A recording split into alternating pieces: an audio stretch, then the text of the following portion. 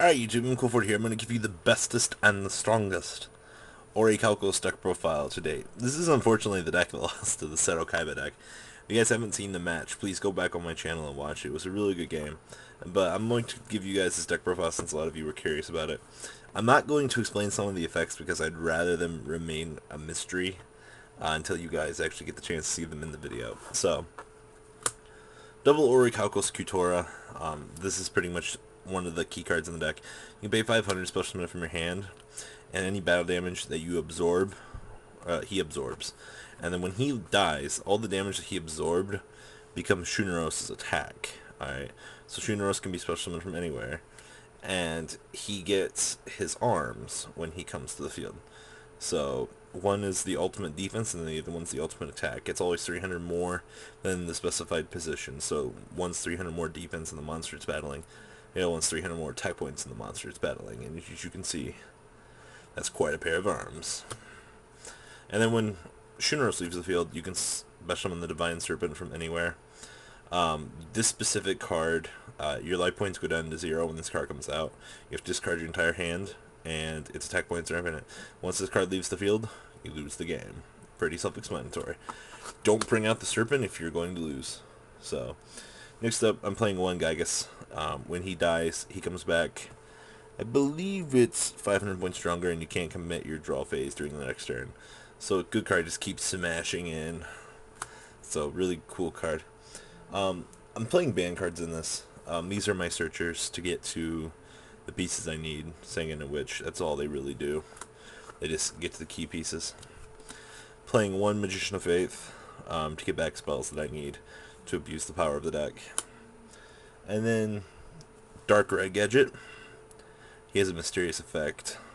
I'm not going to say, which searches for Dark Yellow Gadget. And then Dark Yellow Gadget searches for Dark Green Gadget. And the power of those gadgets together, they all get special effects based on the circumstances on the field, but you don't have to worry about that because I'm going to leave that a mystery.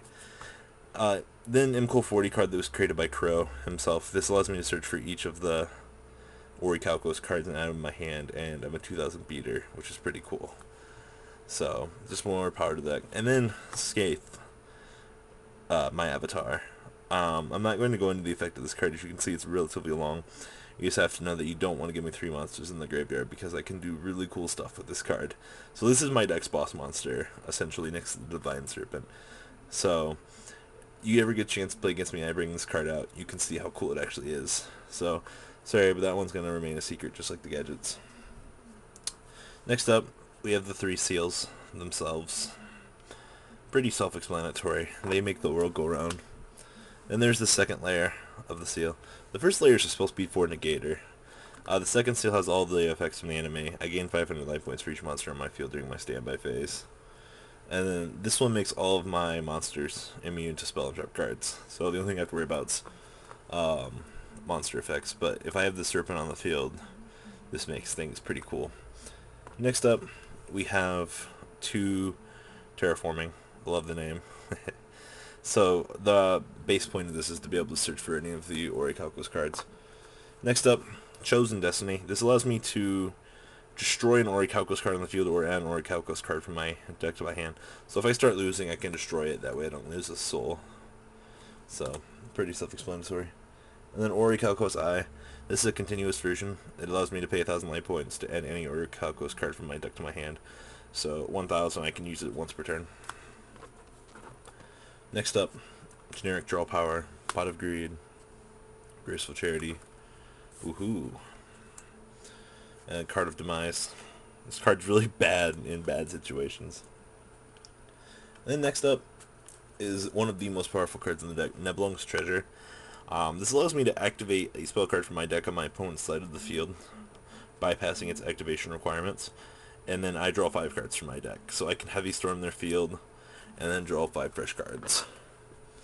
For Spellslinger Trap removal, we have Heavy Storm and Harpy's Feather Duster. And then Monster Cleanup, we have Dark Hole. And then for Generic Revival, we have 1 Monster Reborn. And then 1 Illusion Gate. This destroys all monsters on my opponent's field, and I can bring back a monster from their graveyard to my side of the field, bypassing its summoning conditions, might I add. And then at the end phase of that turn, my life points reduced by 90%. And then my last new favorite card, Mischief of the Time Goddess. So basically, I'll tell you what this one does. End the current turn and then skip directly to your next battle phase. Really cool card for when you need to finish the blow. Alright, now for trap cards. One Crush Card Virus. This one's pretty much mandatory, and at this point you have so much low-level stuff in the deck, so Crush becomes usable. Ring is the best chainable card in the game, so you have to play it, and it can tie games if need be. One Torrential Tribute to equalize the playing field and get Q-Tora. And then my last card is Prophecy. This card allows me to predict the monster that my opponent's about to summon, and if I predict it right, it allows me to add it to my hand and negate its summon. So it was really good with Tengu. So that's the new Orichalcos deck, guys. Let me know what you guys think about the deck in the comments down below. I know somebody's going to love this. If you guys ever want to take the challenge, come find me at an event that you see me at. I should have the deck, and we can record it. You guys can try to free the souls that I already have. Kaiba got to free too, because that was our stipulation before the game even began. Lucky guy.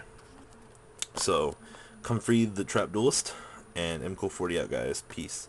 The Orichalcos challenge runs whenever you guys see me. Later.